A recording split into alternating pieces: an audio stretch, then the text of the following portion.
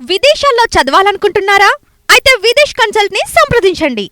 ఆంధ్రప్రదేశ్ ప్రభుత్వం కృష్ణా నది పైన మరొక ఆనకట్ట నిర్మించేందుకు ప్రణాళికల్ని సిద్ధం చేస్తుంది. గతంలోనే వైకుంఠపురం బ్యారేజ్ గురించి పెద్ద ఎత్తున చర్చ జరిగింది. 2018లో దీనికి సంబంధించినటువంటి శంకుస్థాపనలు కూడా జరిగినాయి.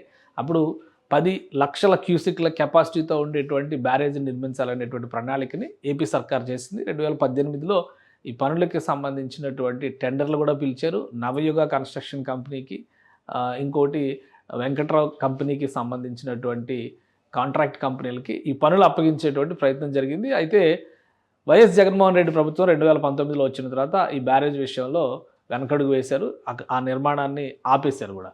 సో ఇప్పుడు ఉన్నటువంటి తాజా పరిస్థితుల నేపథ్యం, అమరావతి నిర్మాణం జరుగుతున్నటువంటి తీరు, ఎగువన ఉన్నటువంటి కృష్ణానదిలో వచ్చేటువంటి వరదను నియంత్రించడానికి ప్రకాశం బ్యారేజ్కి, పులిచింతలకి మధ్యలో ఒక ఆనకట్ట ఖచ్చితంగా ఉండి తీరాలనేటువంటి నిర్ణయానికి ఆంధ్రప్రదేశ్ ప్రభుత్వం వచ్చింది. అసెంబ్లీలో దీనిపైన ఒక స్పష్టమైనటువంటి ప్రకటన కూడా చేసింది. ఈసారి 10 లక్షల క్యూసిక్లు కాదు, ఏకంగా 15 లక్షల క్యూసిక్ల కెపాసిటీ ఉన్నటువంటి బ్రిడ్జ్ కట్టాలనేటువంటి ఆలోచన చేస్తుంది. వైకుంఠపురాన్నే దీనికి వేదికగా చేయబోతుంది. అసలు ఏంటి వైకుంఠపురం కథ ఏంటి ఒకసారి పరిశీలించేటువంటి ప్రయత్నం చేద్దాం. వైకుంఠపురం అనేది ఆంధ్రప్రదేశ్లో ఒక హైదరాబాద్ నుంచి వైకుంఠపురం వెళ్ళేటువంటి రూట్లో కనిపించేటువంటి ప్రదేశం. ఇది ఒక విధంగా చెప్పాలంటే కృష్ణానదికి, ప్రకాశం బ్యారేజ్కి ఎగువన వచ్చేటువంటి ప్రాంతం. ఈ ప్రాంతంలో మనం ఒకసారి ఇది జూమ్ చేసి చూస్తే కనుక గూగుల్ మ్యాప్స్లో కూడా చాలా క్లియర్గా కనిపిస్తుంది. ప్రకాశం బ్యారేజీ ఇక్కడ ఈ ప్రాంతంలో ఉంటే, కృష్ణానదికి ఎగువన దాదాపు ఒక 40-50 కిలోమీటర్ల ఎగువన ఉండేటువంటి, 50 కిలోమీటర్ల పైనే ఒక ఎగువన ఉండేటువంటి ప్రదేశం కింద మనం దీన్ని చూడాల్సి ఉంటుంది. ఈ మధ్యలో ఎక్కడ కూడా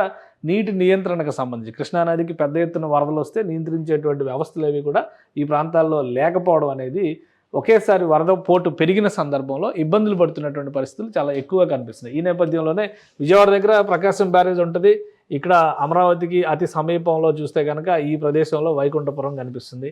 సో ఇక్కడి నుంచి అమరావతి రాజధాని నిర్మాణం, ఇది అమరావతి పాత అమరావతి టెంపుల్, ఇది ఇక్కడ అమరావతి రాజధాని నిర్మాణానికి సంబంధించినటువంటి సీడ్ క్యాపిటల్ ఏరియా ఇక్కడ నిర్మాణం జరుగుతుంది. సో వరద నియంత్రణకు సంబంధించి అమరావతిలో కొండవీటి వాగు సమస్య ఒకటి ఉంది, అక్కడ పాలవాగు సమస్య ఉంది. వీటన్నిటిని నియంత్రించడానికి ఇంటర్నల్గా వరద నియంత్రణకు సంబంధించినటువంటి వ్యవస్థలను ఇక్కడ నిర్మిస్తున్నారు. కొండవీటి వాగుకు సంబంధించినటువంటి లిఫ్ట్ స్కీమ్ కూడా ఇక్కడ ఏర్పాటు చేశారు. కానీ కృష్ణానది పోటెత్తినప్పుడు, మొన్న విజయవాడగా బుడమేరు పొంగిన సందర్భంలో కృష్ణానది పోటెత్తినటువంటి సందర్భం, 2 నదులు కూడా విజృంభించినాయి. అటు మున్నేరు, ఖమ్మం జిల్లా నుంచి వచ్చేటువంటి మున్నేరు కూడా పెద్ద ఎత్తున ఈ ప్రాంతంలోనే నీటిని తీసుకొచ్చి కలిపేటువంటి అవకాశం ఉంటుంది. సో అలాంటప్పుడు ఆ స్థాయిలో వరద వస్తే నియంత్రించడం అనేది మరొకసారి కష్టం అయ్యే అవకాశం ఉంటుంది. కాబట్టి మొన్న వచ్చినటువంటి హైయెస్ట్ ఫ్లడ్ లెవెల్ 11 లక్షల క్యూసిక్ల నీరు మొన్న వచ్చింది. ఇప్పుడు దాన్ని దృష్టిలో పెట్టుకుని 15 లక్షల క్యూసిక్ల నీరు వచ్చినా కానీ నిలువరించగలిగే కెపాసిటీ ఉండేటువంటి బ్రిడ్జిని వైకుంఠపురం దగ్గర నిర్మించాలనేటువంటి ఆలోచన రాష్ట్ర ప్రభుత్వం చేస్తుంది. ఈ వైకుంఠపురానికి మరొక ప్రత్యేకత కూడా ఉంది. ఎందుకంటే ఇది మ్యాప్గా మనం చూసినప్పుడు మనకు పెద్దగా డిఫరెన్స్ కనిపించకపోవచ్చు, కానీ ఔటర్ రింగ్ రోడ్డు నిర్మాణానికి సంబంధించి ఒక ప్రణాళికని రాష్ట్ర ప్రభుత్వం అనౌన్స్ చేసింది. అందులో చేసినటువంటి అనౌన్స్మెంట్స్ ప్రకారం చూస్తే ఆ రీజియన్, ఆ టోపోగ్రఫీ మొత్తం కూడా మనకు క్లియర్గా అర్థమవుతుంది. ఇది వైకుంఠపురం బ్రిడ్జి గురించి మనం 2 విషయాలు మాట్లాడుకోవాల్సి ఉంటుంది. వైకుంఠపురం దగ్గరే మరొక బ్రిడ్జి నిర్మాణం జరుగుతుంది, అది రైల్వే బ్రిడ్జి. అమరావతికి శాంక్షన్ చేసినటువంటి ఎర్రుబాలెం వరకు డిసైడ్ చేసినటువంటి రైల్వే లైన్ ఇక్కడి నుంచి వెళ్తుంది. ఈ ప్రాంతం నుంచే ఈ దాములూరు, వైకుంఠపురం మధ్యలోనే ఇక్కడ ఒక బ్రిడ్జ్ నిర్మాణం జరుగుతుంది. ఇది రైల్వే బ్రిడ్జ్, రైల్వే ట్రాక్కి మాత్రం సంబంధించినటువంటి బ్రిడ్జి. సో ఇదే ప్రదేశంలో ఒకవేళ ఇన్నర్ రింగ్ రోడ్డు కనుక టేకప్ చేస్తే ఇక్కడ మరొక బ్రిడ్జి వచ్చేటువంటి అవకాశం ఉంది. కృష్ణానది పైన వంతెన, కేవలం వంతెన మాత్రమే వచ్చేటువంటి అవకాశం ఉంది. ఇదే ప్రాంతంలో ఇప్పుడు మరొక ఆనకట్ట, అంటే ఎంత జాగ్రఫీ పరంగా చూస్తే ఇక్కడ ఎంత కంజెషన్ వస్తుందంటే, కృష్ణానది నుంచి దాటడానికి 3 మార్గాలు కనిపిస్తాయి. ఒకటి రైల్వే ట్రాక్ ఉంటే, 2 రోడ్డు మార్గాల కింద మనం చూడాల్సి ఉంటుంది. ఆనకట్ట పైనుంచి కూడా రాకపోకలకు అవకాశం ఉండే విధంగా రోడ్డు నిర్మాణం జరుగుతుంది. కాబట్టి దాన్ని కూడా ఒకసారి ఆలోచించాల్సినటువంటి అంశంగా కనిపిస్తుంది. ఇది మొత్తం జాగ్రఫీ పరంగా ఒకసారి మనం పరిశీలిద్దాం. ఈ ప్రదేశంలో ఇంకా ఏమేమి లొకేషన్స్ ఉన్నాయి, ఇంకా ఏమేమి అంశాలు ఉన్నాయి కూడా ఒకసారి చూద్దాం. ఇది కృష్ణానదికి సంబంధించి చాలా చోట్ల మనకి క్లారిటీ వచ్చేటువంటి, నది లోపల ఉండేటువంటి అనేక దీవులకి సంబంధించిన సముదాయం ఇక్కడ మనకు కనిపిస్తుంది. సో వైకుంఠపురం, దీనికి సీడ్ క్యాపిటల్కి సంబంధించి ఇదంతా కూడా సీడ్ క్యాపిటల్ ఏరియా. ఈ సీడ్ క్యాపిటల్ ఏరియా, ఈ స్క్వేర్స్ ఉన్నాయన్నీ కూడా సీడ్ క్యాపిటల్ ఏరియా, అంటే కోర్ అమరావతి రీజియన్ అవుతుంది. ఇటువైపు అంతా టూరిజం రిలేటెడ్ డెవలప్మెంట్స్, వాటి మీద ప్రణాళికలు చేశారు. ఇటువైపు చూస్తే కనుక వైకుంఠపురం దగ్గర ఈ ఐఆర్ఆర్, ఇన్నర్ రింగ్ రోడ్డుకు సంబంధించిన రోడ్డు, రైల్వే లైన్కి సంబంధించినటువంటి బ్రిడ్జ్ వస్తే ఈ ప్రదేశంలోనే ఒక ఆనకట్ట వస్తుంది. ఈ ఆనకట్ట వచ్చిన తర్వాత ఇక్కడ నీటి నియంత్రణకు కావాల్సినటువంటి స్లూయిజ్లు పెడతారు, లాక్ సిస్టమ్ ఉంటుంది, గేట్లు ఎత్తేటువంటి వ్యవస్థలు ఏర్పాటు అవుతాయి. 15 లక్షల క్యూసిక్ల నీటిని నిల్వ చేయగలిగేటువంటి కెపాసిటీ ఉండేటువంటి ప్రాంతం ఇక్కడ గేట్లు కూడా ఆ స్థాయిలో పెడతారు. కాబట్టి ఇదొక టూరిజం స్పాట్గా కూడా మారుతుందని చెప్పని రాష్ట్ర ప్రభుత్వం చెప్తుంది. ఇక్కడ పర్యాటకంగా అభివృద్ధి చేసేందుకు బ్యాక్ వాటర్స్లో వాటర్ గేమ్స్ రిలేటెడ్ కానీ ఇతర పర్యాటకపరమైనటువంటి అంశాలకి సంబంధించినటువంటి వ్యవస్థను ఏర్పాటు చేయడం, రిసార్ట్స్ లాంటివి. ఎందుకంటే ఈ ప్రాంతంలో కూడా చాలా ఐలాండ్స్ కనిపిస్తూ ఉంటాయి. ఇక్కడ చూస్తే కనుక ఇవన్నీ కూడా ఐలాండ్స్ లాగా ఉన్నటువంటి ప్రదేశాలే. కృష్ణానది మధ్యలో ఉండేటువంటి ఐలాండ్స్ ఇవన్నీ కూడా.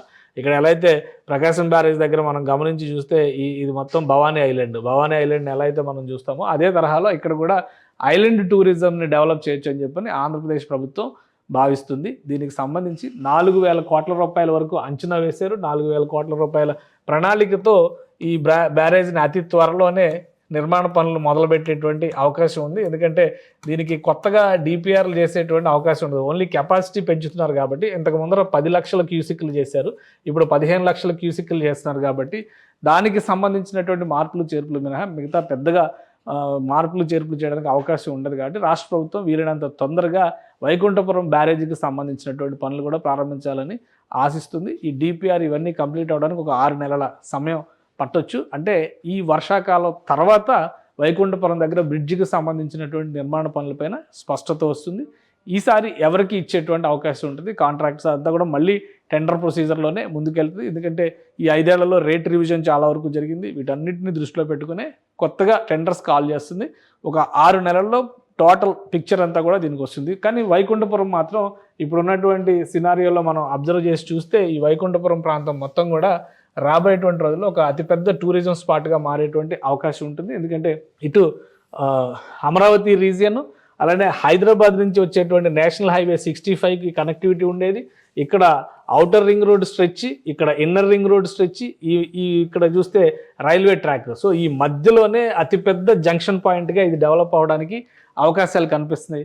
వైకుంఠపురం పరిసర ప్రాంతాల్లో ఉండేటువంటి ఇతర టూరిజం రిలేటెడ్ అంటే టెంపుల్ టూరిజం కావచ్చు, ఇతర చారిత్రక ప్రదేశాలపైన కూడా రాష్ట్ర ప్రభుత్వం అధ్యయనం చేస్తుంది. ఇప్పటికే మనకున్నటువంటి సమాచారం ప్రకారం రాష్ట్ర పర్యాటక శాఖ అమరావతి దాని చుట్టుపక్కల 100 కిలోమీటర్ల రేడియస్లో ఉన్నటువంటి చారిత్రక ప్రదేశాలన్నిటిని కూడా ఒక షార్ట్ లిస్ట్ చేసింది. దానిని సర్క్యూట్ల రూపంలో టూరిజం కోసం డెవలప్ చేయాలనేటువంటి ఆలోచన చేస్తుంది. కాబట్టి ఇప్పుడు ఇటువంటి బ్రిడ్జిలు వచ్చినప్పుడు అది మరొక సదవకాశంగా రాష్ట్ర ప్రభుత్వం భావిస్తుంది. కాబట్టి అన్ని విధాల దాన్ని సద్వినియోగం చేసుకునేందుకు ప్రణాళికని పైన కసరత్తు చేసేటువంటి అవకాశం ఉంది. ఒక 6 నెలల్లో దీనిపైన మరింత క్లారిటీ వచ్చేటువంటి ఛాన్సెస్ ఉన్నాయి. సుమన్ టీవీలో మీ పర్సనల్ అండ్ బిజినెస్ ప్రమోషన్స్ కోసం కింది నెంబర్కి కాంటాక్ట్ చేయండి.